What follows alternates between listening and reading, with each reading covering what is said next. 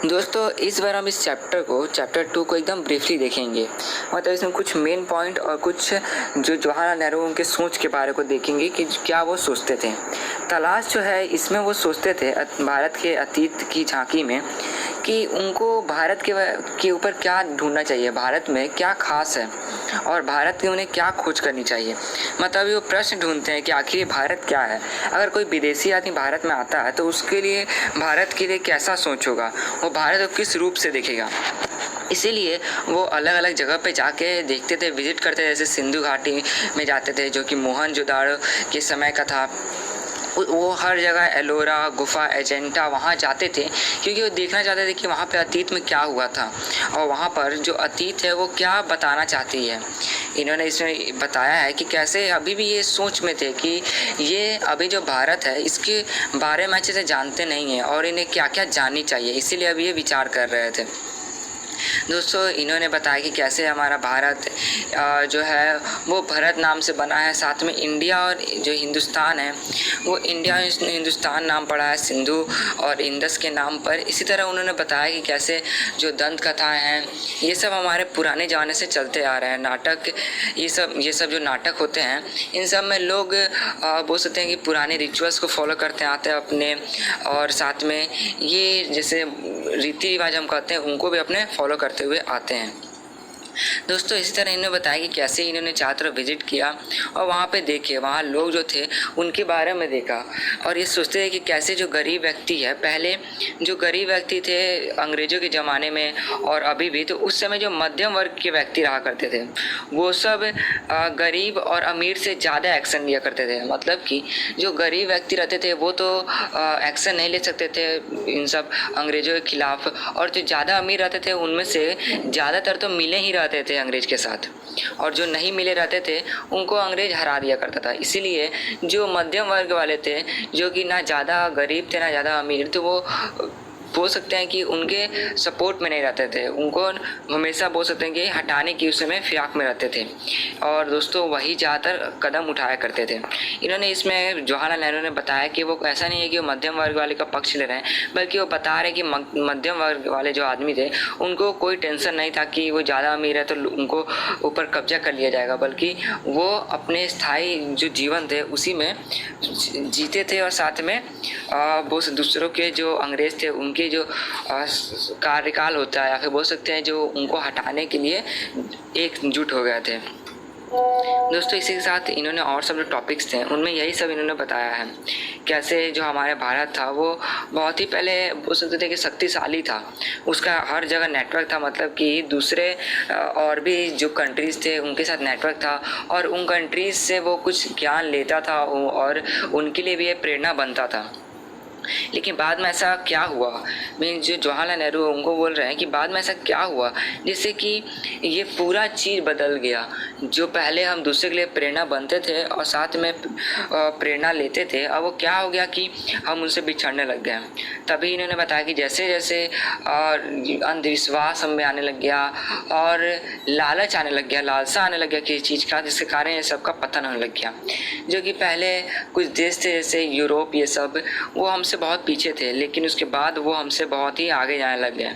वो सब जो देश थे वो हमसे आगे भी जाने लगे, साथ में तकनीकी मामलों में भी बहुत आगे हो गए थे। और इंडिया जैसे कि पहले जहाँ पे इंडिया सब अच्छे स्थान पे था तकनीकी मामलों समय में, तब भी वो अब बिछड़ने लग गया था। लेकिन उस समय जो लोगों का बिछड़ने का यही मेन वजह था अंधविश्वास, लालसा, ये सब। लेकिन अभी वो पूरी तरह से नहीं बिछड़ा था, उसका एक रीज़न था, क्योंकि वो उसमें ऐसा नहीं कि सभी लोग लालची हो गए थे या फिर सभी लोग को अंधविश्वास हो गया था, बल्कि कुछ ऐसे भी लोग थे जो इस समय लालचीपन में नहीं रहते थे साथ में और अपने भारत को आगे बढ़ाने में रहते थे। इसीलिए वो भारत हमारा एकदम नहीं बिछड़ा पूरी तरह से, लेकिन फिर भी थोड़ा पीछे हो गया। जो भारत माता है, इस टॉपिक में इन्होंने बताना चाहे कि कैसे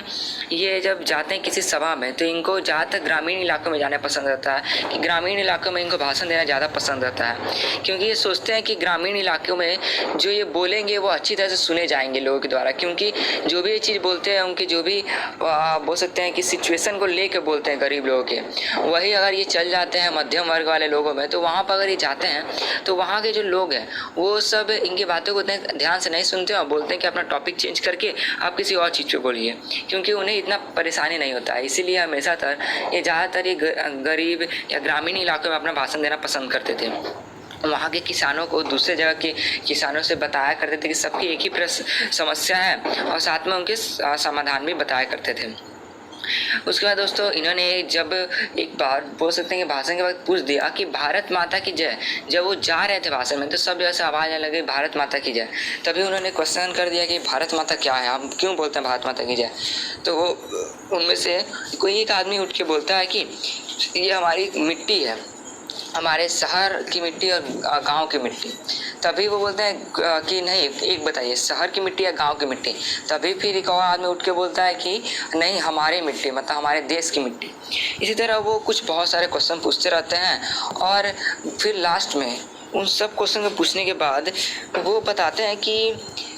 जो हम बोल रहे हैं कि हमारे गांव की मिट्टी या फिर हमारे शहर की मिट्टी, ये सब नहीं है, बल्कि यह हमारी धरती माता है।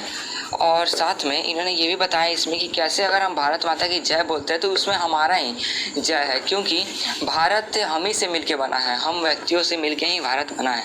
इसी तरह बोलते हैं कि भारत माता की जय बोलने पे हमारा ही जय होता है। फिर भारत की विविधता और एकता में इन्होंने बताया चाहे कि कैसे हर राज्य में अलग अलग लोग रहते हैं, उनके पहनाव खान पान सब अलग रहते हैं, लेकिन फिर भी उसमें बोल सकते हैं कि भारत में अगर हम रहते हैं और हम किसी एक स्टेट से दूसरे स्टेट में जाते हैं तब भी हमें एक तरह से अपनापन महसूस होता था। मतलब ये ज़्यादातर पहले हुआ करता था, या फिर 100 या 50 या बोल सकते हैं 150 साल पहले जो लोग रहा करते थे वो सब कहीं भी जाया करते थे तो उनको अपनापन महसूस होता था। लेकिन अभी के वक्त में भी ऐसा हो गया है कि हम कहीं जाते हैं तो हम थोड़ा अकेलापन महसूस होता है, अजनबी महसूस करते हैं। लेकिन पहले ऐसा ही नहीं था। पहले उनके वक्त में जवाहरलाल नेहरू के वक्त में और उससे पीछे भी ऐसा नहीं था, बल्कि लोग अगर भारत में कहीं भी जाते हैं तो वो अपनापन ही वहाँ पे महसूस किया करते थे। इसी तरह इन्होंने बताया चाहा कि कैसे अगर अलग देशों में हम जाते हैं, दूसरे देशों में, तो हमें वहाँ पर अजनबी सा महसूस होता है, अजनबीपन। लेकिन वही अगर हम लोग वहाँ पर कुछ साल रुक जाएंगे तो फिर हमें वहाँ पर अपनापन महसूस होने लग जाएगा। इसी तरह अगर हम कहीं जाते हैं तो वहाँ पर हम उसके वातावरण को अपनाने लग जाते हैं। इन्होंने दोस्तों इसी तरह बताया कि कैसे पहले जो मुसलमान थे, जो पहले दूसरे देश से भी हमारे भारत में आए, ये तो इन्होंने बताया कि वो मुसलमान जो यहाँ पे हमारे भारत में आए थे और भी बहुत सारे जो